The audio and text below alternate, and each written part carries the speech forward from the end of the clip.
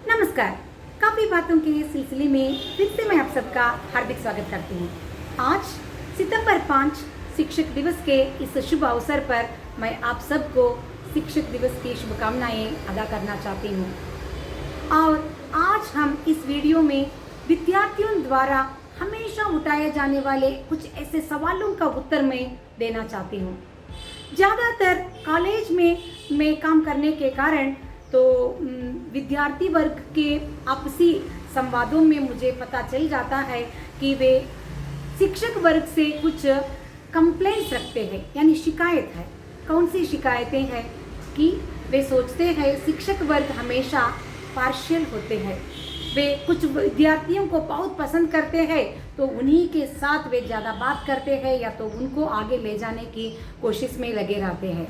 और दूसरी बात ऐसी है कि आजकल शिक्षक वर्ग के प्रति जो आदर सम्मान था वो घटता जा रहा है कि उनके अनुसार शिक्षक जो पढ़ा रहा है वही हम इंटरनेट में या गूगल में भी जाकर टाइप कर जो इन्फॉर्मेशन चाहिए उसको हम पढ़ सकते हैं, है ना। तो इन दोनों विचारों की निवृत्ति इस वीडियो में मैं करने जा रही हूँ। तो चलिए हम विषय में प्रवेश कर लेते हैं। तो पहले मैं आपको एक छोटी सी घटना सुनाना चाहती हूँ, उसके बाद में हम उन प्रश्नों के लिए हमें उत्तर अपने आप मिल जाएगा। एक आईआईटी का कैंपस था। उस कैंपस में आईआईटी के लिए प्रिपरेशन करने वाले विद्यार्थी रहते थे। यूं तो हम सब जानते हैं आईआईटी के लिए तैयारी करने वाले विद्यार्थी 24 घंटे पढ़ते रहते हैं, लिखते रहते हैं, परीक्षा की तैयारी करते रहते हैं। उनमें से 4 विद्यार्थी ऐसे थे तो वे अपने शिक्षक को धोखा देना चाहते थे या तो अपने शिक्षक से वे झूठ बोलकर मजा लेना चाहते थे। उनके लिए परीक्षा थी, वे परीक्षा में नहीं गए बल्कि पार्टी में गए।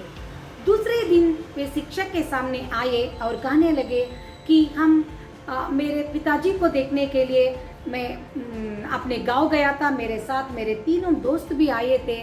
आते समय मेरे कार का जो पहिया पंचर हो गया था तो हम कार को धक्का देते हुए कैंपस तक आने में बहुत देरी हो गई, हम परीक्षा नहीं ले पाए।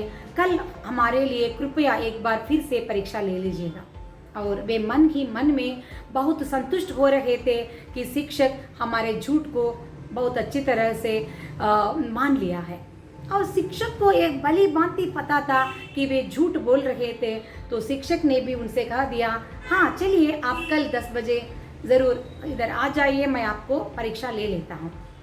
तो शिक्षक आते ही उन 4 विद्यार्थियों के हाथ में एक प्रश्न पत्र यानी क्वेश्चन पेपर दे देते हैं और कहते हैं कि उन 4 विद्यार्थियों को अलग अलग कमरे में बैठकर उत्तर लिखना है। वे सब लोग जाकर बैठकर देखते हैं तो जो कुछ वे उस सब्जेक्ट के लिए पढ़कर आए थे उनसे संबंधित एक भी सवाल उसमें नहीं था, जबकि प्रश्न पत्रिका 100 अंक के लिए दिया गया था। उनमें बस 2 सवाल दिए गए थे। पहला सवाल था आपका नाम 20 अंक के लिए, दूसरा सवाल था कौन सा पहिया पंचर हो गया था, जो 80 मार्क्स के लिए यानी 80 अंक के लिए दिया गया था। इस उत्तर के लिए सब लोग अलग अलग उत्तर लिख दिया और शिक्षक को अच्छी तरह से पता चल गया कि वे झूठ बोल रहे थे, है ना।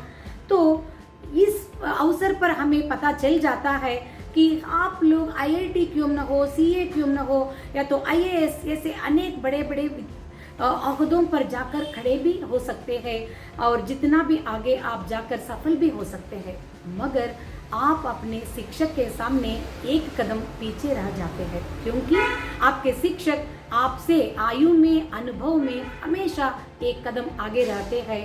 तो कभी भी अपने शिक्षक को धोखा देने का प्रयत्न या उनके बारे में कम बात करने की जो प्रयत्न विद्यार्थी करते रहते हैं, आप कृपया उस आदत से मुक्त हो जाइए। दूसरी बात ऐसी है कि विद्यार्थी कहा करते हैं हमेशा कि शिक्षक वर्ग में एक ऐसा गुण है जो हमेशा पक्षपात धोरणी यानी पार्शियलिटी करते हैं।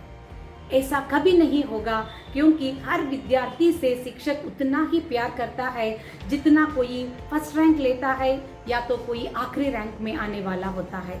सब विद्यार्थियों को वे उतने ही प्यार से पढ़ाते हैं, मगर उनके जो उनको पता चल जाता है कि किसको किस तरह से पढ़ाना है या तो किसको किस तरह से मोटिवेट करनी है। तो इस दिशा में वे काम करते समय आपको शायद ऐसा लगता है कि वे पक्षपात धोरणी में या तो पार्शियलिटी दिखा रहे हैं, मगर कभी भी यह बात सत्य नहीं है। माता पिता के बाद विद्यार्थी के लिए शुभचिंतक है तो वह सिर्फ शिक्षक मात्र होता है ना। तो इन दोनों विचारों को मैं आपके सम्मुख इस वीडियो में रखना चाहती थी। और एक बात ऐसी है कि विद्यार्थी के हमेशा शुभचिंतक के रूप में खड़े होने वाले शिक्षक किसी भी अवस्था में उसके लिए सलाह अच्छी तरह से दे देता है। इसका उदाहरण द्रोणाचार्य और अर्जुन ही है। अर्जुन के लिए सब कुछ शास्त्र विद्या सिखाने के बाद भी द्रोणाचार्य के पास इतने सलाह अर्जुन के लिए बच गए थे, वह कुरुक्षेत्र युद्ध तक वो हमेशा अपने शिष्य को देता रहा, है ना। तो इस बात को हमें अवलोकन करते हुए आगे जाना है। तो आज इस शुभ अवसर पर, शिक्षक दिवस के शुभ अवसर पर, आप अपने कौन से शिक्षक से मिलना चाहते हैं?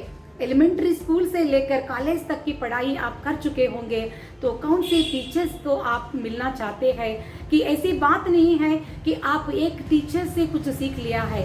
हर एक शिक्षक से आपने कुछ न कुछ तो ज़रूर सीख लिया होगा।